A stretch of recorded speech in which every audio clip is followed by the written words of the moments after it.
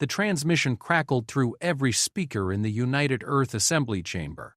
Ambassador Chen gripped the armrest of his chair as the Vraxian delegate's voice dripped with contempt across light years of space. The human species continues to embarrass itself with these ridiculous treaty proposals.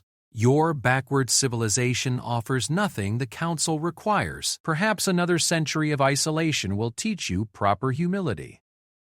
Laughter erupted from 24 alien species. Chen watched the holographic display showing the council chamber on Zentara Prime. The Vraxian representative lounged in his floating seat, all four arms spread wide in mockery. Behind him, other delegates chittered and clicked their amusement. This was the 47th rejection in 12 years. Chen closed his eyes and thought about the fusion drive schematics Earth had offered to share. Technology that could cut travel time between core worlds by half. The Council had called it primitive junk. He thought about the medical advances human scientists had developed. Treatments for 17 previously incurable diseases that affected 6 different species. The Council physician had laughed and said humans should focus on curing their own inadequacies first. Ambassador Chen, do you have a response? The Council moderator's tone suggested the question was merely a formality, another opportunity for entertainment at humanity's expense. Chen stood slowly. Every delegate in the Earth Assembly Chamber watched him. 3 billion people watched through live feeds across the planet. The weight of their collective frustration pressed against his shoulders like a physical thing. The United Earth government thanks the Council for their time, he said, keeping his voice level. We will withdraw our proposal and await further guidance. More laughter from the council chamber. The Vraxian delegate actually applauded. Such obedient little creatures, the Vraxian said. Run along now, humans. Come back when you have something worthy of our attention. Perhaps in another 1,000 years. The transmission ended. Silence filled the Earth Assembly Chamber. Chen remained standing, staring at the blank space where the hologram had been. His jaw ached from clenching his teeth. Secretary Martin stood from her seat in the front row. Ambassador, the President is calling. Line 3, Chen nodded and walked toward his private office, his footsteps echoing in the quiet chamber. Behind him, delegates began whispering among themselves. He could feel their anger, their humiliation. It matched his own. Inside his office, Chen activated the secure line. President Harris appeared on the screen, her expression carved from stone. I watched the whole thing, she said quietly. All of it. Madam President, I apologize for... No. Harris cut him off with a sharp gesture. No more apologies, Ambassador. I want you to deliver a message to the Council. Tell them Earth accepts their assessment. Tell them we'll stop bothering them with our proposals. Chen frowned. Ma'am? And then, Harris continued, her eyes hardening, I want you to come home. We have work to do. Something in her tone made Chen's pulse quicken. What kind of work, Madam President? Harris smiled, but there was no warmth in it, the kind that ensures we never have to beg for their respect again. The United Earth Assembly Chamber buzzed with urgent whispers as Chen stepped back to the podium 3 hours later. The emergency session had assembled every delegate, military advisor, and department head in the building. Chen had spent those 3 hours in classified briefings that had fundamentally changed his understanding of Earth's capabilities. The Council believes we're primitive, Chen said, his voice carrying across the chamber. They think isolation hurts us more than it hurts them. They're wrong on both counts. General Patterson stood from her seat in the military section. Ambassador, are we really doing this? The President has authorized Protocol Nightfall. Chen replied, As of this moment, all Earth vessels are to cease contact with Council species. All treaties are suspended. All trade agreements are terminated. Director Walsh from the Science Division raised his hand. What about the research stations? We have joint projects on 14 worlds. Recall, everyone. Immediately, Chen pulled up a holographic star map that filled the center of the chamber. Red dots marked Earth's official colonies and outposts. Blue dots showed Council worlds. We're pulling back to our own territory. Completely. "They'll celebrate this," someone called out. "They'll say, 'We're finally accepting our place.'" Chen smiled grimly. "Let them celebrate. While they're laughing, we're going to show them what human stubbornness actually means." The chamber erupted in questions, but Chen raised his hand for silence. "Most of you don't know this, but for the past decade, while the Council mocked our technology, our scientists have been working on something they said was impossible. Something that will change everything." He gestured to Dr. Angela Brooks, who stood near the back of the chamber. She was a small woman with gray-streaked hair and tired eyes. She'd spent 15 years being ridiculed by council physicists for her theories. "Dr. Brooks, please explain Project Horizon." Brooks walked to the podium, her hands shaking slightly as she activated her presentation.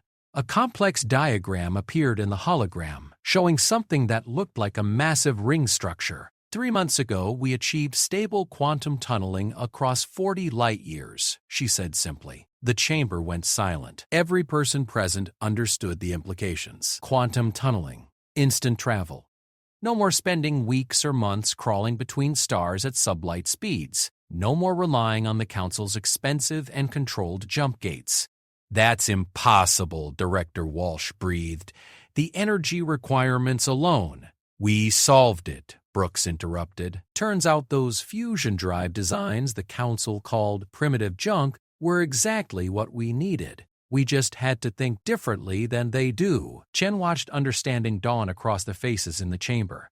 The Council controls galactic civilization through their jump gate network. Every ship, every trade route, every line of communication passes through gates they own and monitor. "But if we have quantum tunneling, we don't need their gates," General Patterson finished. "We don't need their permission to go anywhere." "Exactly." Chen pulled up another display showing construction schedules and resource allocations. "We have 4 tunneling stations already operational in Earth orbit, 16 more under construction in the outer system. Within 6 months, we'll have the capacity to reach any point in Council space without using a single one of their gates."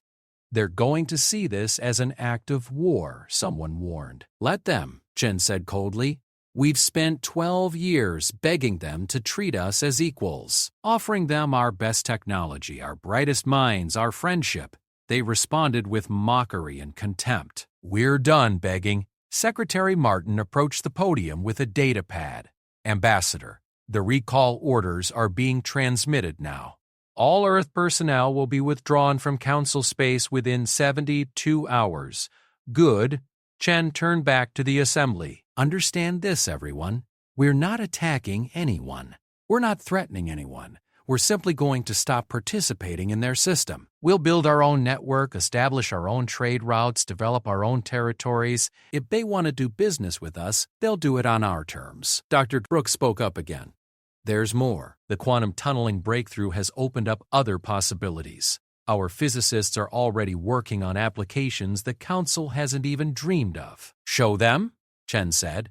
Brooks pulled up new schematics. Quantum communication arrays that can't be intercepted or jammed. Power generation systems that make fusion look like a campfire. And this, she highlighted a specific design. Defensive barriers that can absorb and redirect energy weapons. General Patterson leaned forward, studying the designs intently. "How long until these are operational?" "The communication arrays are ready now. We're installing them on all military vessels this week. The power systems need another month of testing. The barriers," Brooks hesitated, "those are still theoretical, maybe 6 months." "Make it 3, Patterson said firmly. "I want those barriers operational as fast as possible." Chen understood the general's urgency. The Council wouldn't let Earth's independence go unchallenged. Eventually, they'd move from mockery to threats, and from threats to action. "One more thing," Chen said. "The President wants a demonstration. Something that makes our capabilities absolutely clear." "What kind of demonstration?" Walsh asked. Chen's smile was sharp. "The Council's central authority is based on Zentara Prime. Their main jump gate network hub is there. Every important trade route in the galaxy passes through that system. The President wants us to send a ship there using quantum tunneling. right into the middle of their space, without using their gates. The implications hung in the air like a thunderclap. Appearing in the heart of council space without permission or detection would be the ultimate statement, a declaration that Earth no longer played by their rules. When? Patterson asked. 1 week, Chen replied. We're going to crash their next council session. And this time, we're not asking for anything. We're just going to show them what we can do, then leave. Director Walsh whistled low. That's going to cause chaos. Good, Chen said. Let them feel uncertain for once. Let them wonder what else we're capable of. Let them realize that maybe, just maybe, they should have treated us with respect when we offered it freely. The assembly chamber erupted in conversation, but Chen could see the shift in mood. The frustration and humiliation that had weighed on Earth's representatives for 12 years was transforming into something else. Determination. Purpose. Secretary Martin approached him quietly. Ambassador, some of the delegates are worried. They're saying this could destabilize galactic peace. Chen looked at her steadily. Peace? Is that what we've had? Being isolated, mocked, and dismissed at every turn? That's not peace, Margaret. That's just a different kind of oppression. Real peace requires mutual respect. The Council doesn't respect us. It's time we taught them why they should. The Vraxian delegate was in the middle of presenting a proposal for expanded mining rights when reality fractured in the center of the council chamber. Space twisted, colors inverted, and a human ship materialized where there should have been only empty air. Alarms shrieked. Security forces rushed toward defensive positions. Delegates scattered, some diving under their seats, others scrambling toward emergency exits. The ship hung motionless, a sleek vessel barely 30 meters long, its hull marked with the blue and white colors of Earth. No weapons were visible, no threatening postures. It simply existed where it should not be able to exist. The council chamber descended into chaos. The Vraxian delegate's forearms flailed as he shouted orders that no one could hear over the alarms. The moderator's voice, usually so calm and controlled, rose to a panicked shriek. Then, cutting through the noise, a human voice spoke with perfect clarity. Council representatives, this is Captain Lisa Morgan of the Earth vessel Pathfinder. We apologize for the unannounced arrival, but we found ourselves unable to schedule an appointment through your normal channels. The holographic display activated, showing a young woman in a crisp Earth military uniform. She sat relaxed in her captain's chair, a slight smile on her face. As you can see, Earth has developed quantum tunneling technology. We can now reach any point in council space without using your jump gate network. We can arrive anywhere at any time without your knowledge or permission. The alarms finally cut off, leaving Morgan's voice as the only sound in the vast chamber. We want to be very clear about our intentions, she continued. We are not here to threaten anyone. We are not here to make demands. We are simply demonstrating that Earth is no longer dependent on the Council's infrastructure or approval. We will continue to exist, to grow, and to thrive, with or without your recognition. The Vraxian delegate found his voice. This is an act of war, an invasion of sovereign space. You will be... We will be what exactly? Morgan interrupted, her smile fading. Isolated. You've already done that.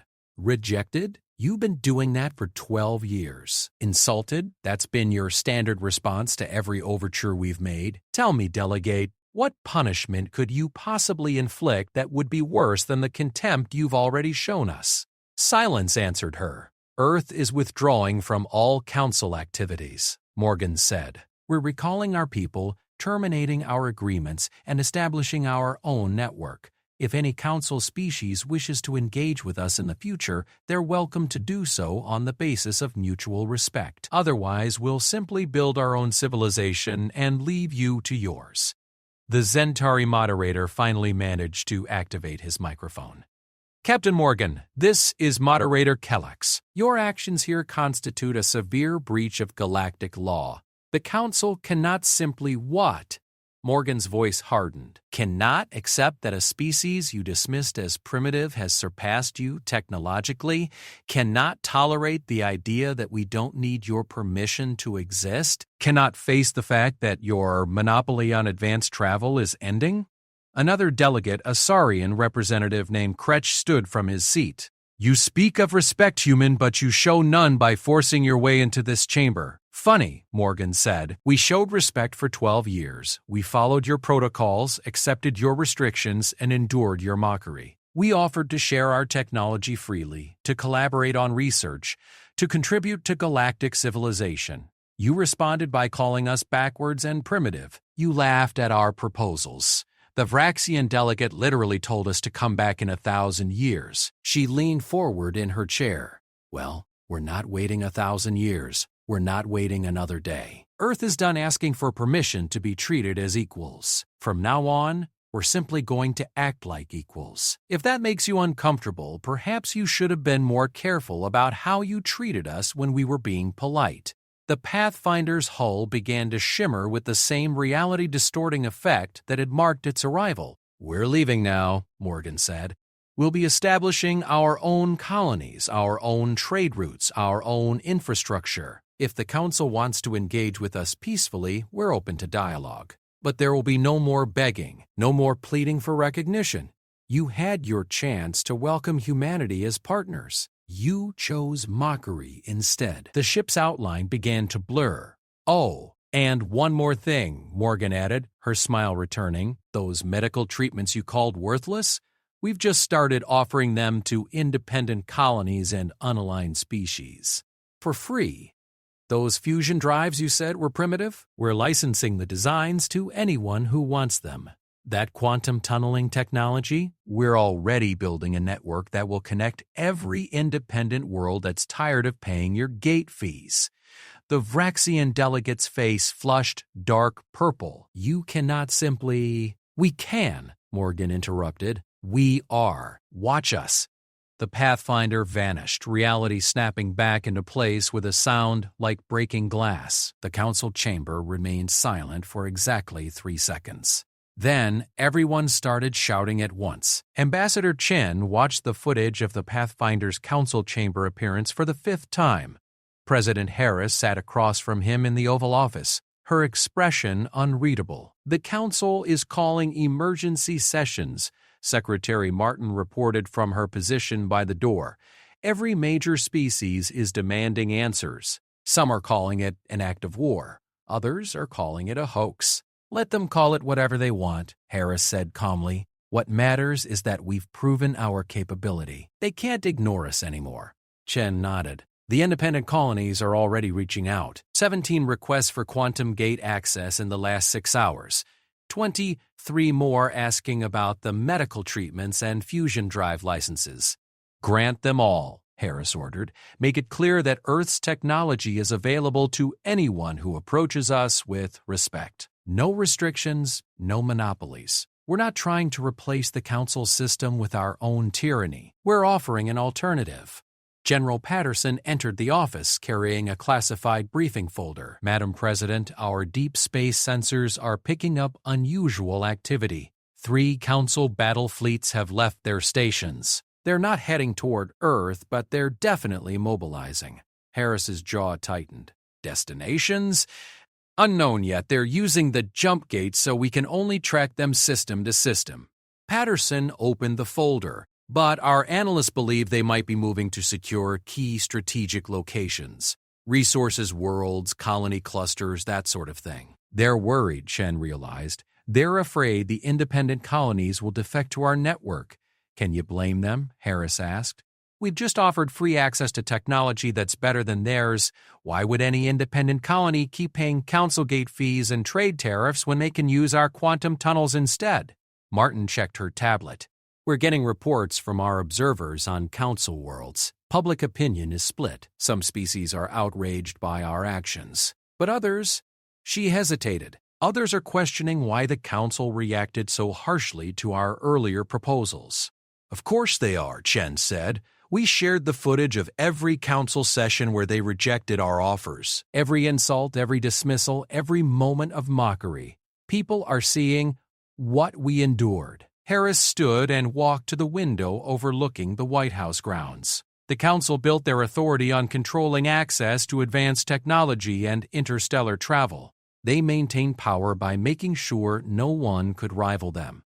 Our quantum tunneling breaks their monopoly. Our willingness to share technology freely undermines their control. They're going to fight back, Patterson warned. Maybe not with weapons, at least not immediately, but they'll use economic pressure, diplomatic isolation, maybe even sanctions. Against who? Harris turned from the window. Against us? We're already isolated. Against the independent colonies that work with us? That would just drive more worlds to our side. The Council's usual tools don't work when the target doesn't need what you're offering. Chen pulled up a holographic display showing the current political situation. We're getting interesting signals from some of the Council member species. Not official communications, but back-channel inquiries. They want to know more about our technology. Which species? Harris asked sharply. The Karathi, primarily. Also the Denari and the Helix Union. Patterson frowned.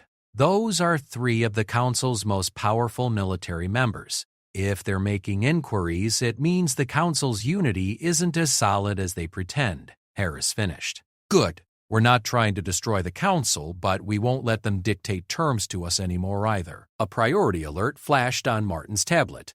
She read it quickly, her eyes widening. Madam President, the Vraxian government just issued an official statement. They're claiming our quantum tunneling is a threat to galactic security. They're demanding we shut down all operations and submit our technology to Council oversight. Or what?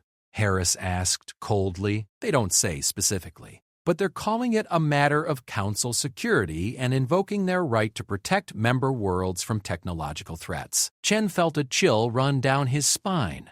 That's the language they use before military action. Let them try, Harris said, but Patterson was already shaking her head. Madam President, we need to be realistic. Our defensive capabilities are still developing. If the Council decides to attack Earth directly, we're not ready for a full-scale war. Then we make sure they understand the cost, Harris said firmly. General, how many quantum tunneling stations do we have operational? 37, with 20 more coming online this week. Deploy them, not just around Earth, but near every independent colony that's requested access to our network. I want quantum tunnels positioned to evacuate civilian populations if necessary. I want supply lines that can't be cut by controlling jump gates. Patterson nodded slowly. A defensive network. Make it clear that attacking anyone connected to us means facing logistics they can't counter. Exactly. Harris returned to her desk. The Council maintains power through control of travel, control of trade, control of technology. We're offering freedom from that control. They can't fight that with battleships. Martin's tablet flashed again. Another message? This one from the Cority ambassador. He's requesting a private meeting to discuss mutual interests. Mutual interests, Chen repeated. That's diplomatic code for abandoning the Council's unified position, Harris finished. Schedule the meeting, somewhere neutral, somewhere we can get to using our own tunnels. Over the next 48 hours, the galactic political landscape shifted like sand in a storm. The Council issued 3 more official condemnations of Earth's actions. Earth ignored all of them and continued deploying quantum tunneling stations across independent space. 12 independent colonies officially requested admission to Earth's network. Earth granted all 12 within hours. The Cority ambassador met secretly with Chen and proposed a technology exchange agreement. Chen agreed in principle but insisted on formal recognition of Earth's sovereignty first. 2 Council member species, the Denari and the Helix Union, announced they were suspending their financial contributions to Council operations pending review of Earth's proposals. The Vraxian government mobilized its home fleet but notably did not deploy it toward Earth. And through it all, Dr. Brooks and her team continued their work, pushing quantum tunneling technology beyond what anyone had thought possible. Chen sat in his office reviewing reports from across the galaxy when his secure line activated. Captain Morgan's face appeared on the screen. "Ambassador, you need to see this," she said without preamble. Morgan shared her sensor data. Chen's breath caught as he saw what her ship had detected.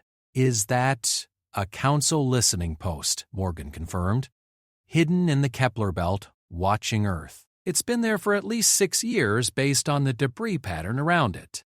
6 years, Chen repeated slowly. "Since before we started applying for Council membership. They were spying on us while publicly ignoring us," Morgan said. "There's more. We've found 3 others in nearby systems, all configured to monitor human activity." Chen felt anger burn cold in his chest. They knew what we were capable of. They watched us develop, monitored our progress, and still treated us like primitive fools. It gets worse. Morgan pulled up more data.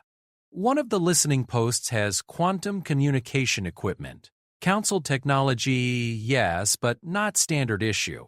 This is experimental gear, the kind they claim doesn't exist. Understanding hit Chen like a physical blow. They have quantum communication. They've had it for years, but they never shared it with anyone else. They hoarded it, Morgan said, just like they'll hoard any other breakthrough they make. That's what they do, Ambassador. They find advantages and they keep them, using their monopoly to maintain control. Chen closed his eyes. "Send this data to the President." "And Captain?" "Yes, sir. Find all of them. Every listening post, every spy station, every piece of Council surveillance equipment in our space. I want them cataloged and documented. And then? And then we're going to show the galaxy exactly what kind of organization has been running galactic civilization." 2 days later, Chen stood before the United Earth Assembly once more. The chamber was packed, not just with Earth's delegates, but with representatives from 47 independent colonies and 3 council member species who had requested observer status. "Before we discuss the future," Chen said quietly, "I want to show you the past."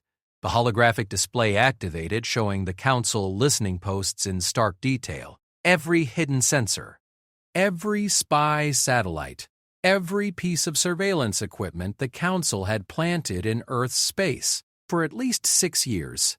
Chen continued, "The Council has been watching us, monitoring our development, studying our technology, all while publicly treating us as too primitive to deserve their attention." He pulled up communication logs recovered from the listening posts. They knew about our fusion drive breakthroughs. They knew about our medical advances. They knew about the early quantum tunneling experiments. They watched it all happen, and they used that intelligence to ensure we remained dependent on their systems. Murmurs of anger rippled through the assembly. "But it's worse than simple espionage," Chen said. He displayed the quantum communication equipment. "The Council claims quantum communication is impossible. They've rejected proposals from dozens of species trying to develop it. They've called it a waste of resources. But here, on their own spy stations, they've been using it for years." The murmurs became shouts. "This is what we're dealing with," Chen said, his voice cutting through the noise. "An organization that maintains power, not through superiority, but through deception. They keep the galaxy dependent on their jump gates while developing better technology in secret. They mock species for being primitive while preventing them from advancing. They don't want equals. They want subjects." A Korati delegate stood, his translator rendering his chittering speech into standard English. "Ambassador Chen, if what you say is true, then the Council has betrayed the founding principles of galactic cooperation. My government demands immediate answers." "As does mine," added a Denari representative. Chen nodded. "We're releasing all of this data publicly.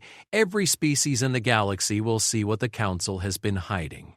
Let them judge for themselves what kind of leadership they want."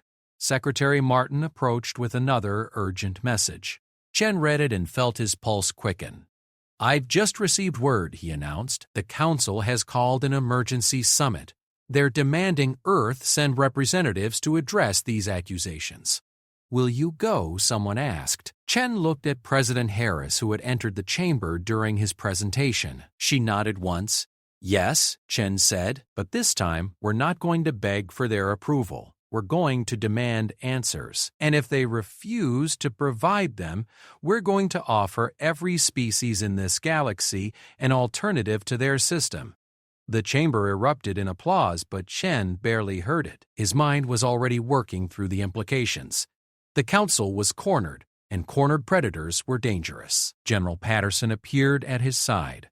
"Ambassador, our fleets are at full readiness.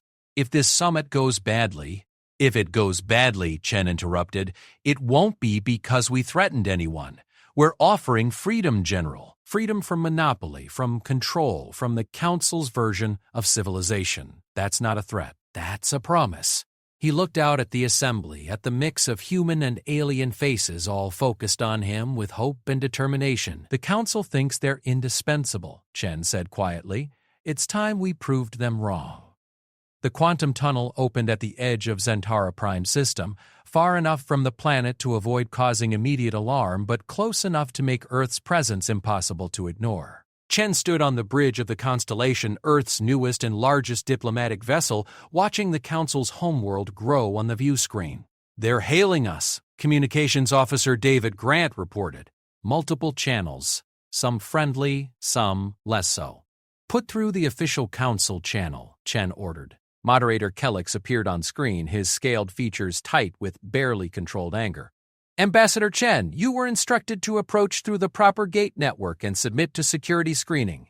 "We don't use your gates anymore, Moderator," Chen replied calmly. "And as for security screening, I think recent events have made it clear which of us has been the security threat." Kellix's crest flared. "Your accusations are baseless propaganda designed to—" "The data is public," Chen interrupted. "Every species in the galaxy can examine the listening posts we found. Every scientist can verify the quantum communication equipment. These aren't accusations, Moderator. These are facts. You will dock at the designated platform and submit to—" "No," Chen said simply. "We'll maintain our current position. If the Council wants to meet, they can do so aboard this vessel or via secure communication. We're done following your procedural games." The connection cut abruptly. Grant looked up from his console. "Multiple ships are moving to intercept, Ambassador." "Council security forces. How many?" General Lisa Ward asked from her position near the tactical station. 16 vessels. Destroyer class mostly. "They're forming a perimeter around us." Chen felt the old familiar tension in his shoulders but forced himself to relax. "Let them. We're not here to fight. Maintain position and keep our weapons powered down." "Sir, if they attack—" Ward began. "They won't," Chen said with more confidence than he felt. "Attacking a diplomatic vessel would destroy what's left of their moral authority. They know that." An hour passed. The Council security forces maintained their perimeter but made no aggressive moves. Chen watched the tactical display, noting how carefully they positioned themselves. Not close enough to be overtly threatening, but near enough to respond quickly to any Earth action. "Incoming communication," Grant reported. "Personal channel from the Cority ambassador." Chen took the call privately in his ready room. Ambassador Threx appeared on the small screen, his insectoid features unreadable to human eyes, but his translator perfectly rendering the concern in his voice. "Chen, what you're doing is dangerous," Threx said without preamble. "The Council's hardliners are pushing for military action. Against us? For what? Revealing the truth? For disrupting galactic order. For threatening their power structure. The truth is just an excuse." Threx leaned closer to his camera. "My government supports reform. So do the Denari and several others. But the Vrakians and their allies see this as an existential threat. They're talking about sanctions, embargoes, possibly worse." "Let them talk," Chen said. "We're not backing down." "I know. That's what worries me." Threx paused. "The Korathi fleet will not participate in any action against Earth. I've been authorized to tell you that, but we can't speak for the others." Chen felt a weight lift slightly from his shoulders. "Thank you, Threx. That means more than you know. Just be careful, Chen. The old order doesn't fall easily." The connection ended. Chen returned to the bridge to find Ward studying new sensor data with a frown. Problem? He asked. Maybe we're detecting quantum fluctuations near the third moon. Same signature as our tunneling effect, but different somehow, more controlled, more refined. Chen's pulse quickened. They have quantum tunneling. Looks like it, and based on these readings, they've had it longer than we have. They've just been keeping it secret. More deception, more hoarding of technology, while the rest of the galaxy struggled with outdated jump gates. Chen felt his anger crystallize into something cold and hard. Broadcast that data, he ordered. Wide spectrum. All channels. I want every ship in this system to see it. Grant hesitated. Sir, that's going to show everyone exactly what the Council has been hiding, Chen finished. Do it. The data went out. Within minutes, Chen's communication board lit up with incoming calls. Independent colonies demanding explanations. Council member species expressing shock and outrage. Even some of the security force vessels surrounding the constellation were transmitting urgent queries to their home governments. The Council's carefully maintained facade was crumbling. Incoming jump point activation, Grant announced suddenly. Multiple contacts, big ones. Chen's stomach dropped as 6 massive vessels emerged from the Council's jump gate network. Vraxian dreadnoughts, each one bristling with weapons and easily 10 times the size of the constellation. Well, Ward said quietly, I guess they decided on their response. The lead dreadnought's commander appeared on every screen in the constellation simultaneously, his 4 arms spread wide in a gesture that was unmistakably aggressive. Human vessel constellation. You are ordered to power down all systems and prepare to be boarded. You have violated Council security by exposing classified defense information. Resistance will be met with lethal force. Aware that this moment would define everything that came after. Commander, I'm afraid I can't comply with that order, he said calmly. We're a diplomatic vessel operating in international space. We've broken no laws. We've simply revealed the truth. The truth is, whatever the Council determines it to be, the Vraxian commander snarled. You have 1 minute to comply before we open fire. Ward moved to the tactical station. Ambassador, our shields won't hold against 6 dreadnoughts. We need to tunnel out, now. But Chen was watching the tactical display, noting something Ward had missed. The Council security vessels that had been maintaining the perimeter were moving, not toward the constellation. Away from it, creating distance between themselves and the Vraxian dreadnoughts. 30 seconds, the Vraxian commander announced. Chen activated his own wideband communication channel. This is Ambassador Chen of Earth to all vessels in this system.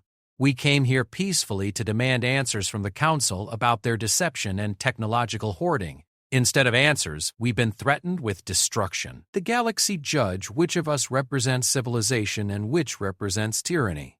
Time's up, human, the Vraxian commander said. The dreadnought's weapons began to glow with charging energy, then space fractured. Not at one point, but at dozens. Earth vessels poured through quantum tunnels all around the system, appearing in perfectly coordinated positions. Not warships. The Earth fleet was still months from combat readiness. These were colony ships, medical vessels, cargo haulers, science ships, every class of Earth vessel that could make the journey. Hundreds of them. They didn't threaten. They didn't power weapons. They simply appeared, filling the space around the constellation with human presence. A silent statement that Earth was not alone, not isolated, not afraid. And then the Karate fleet arrived. Then the Denari. Then a dozen independent.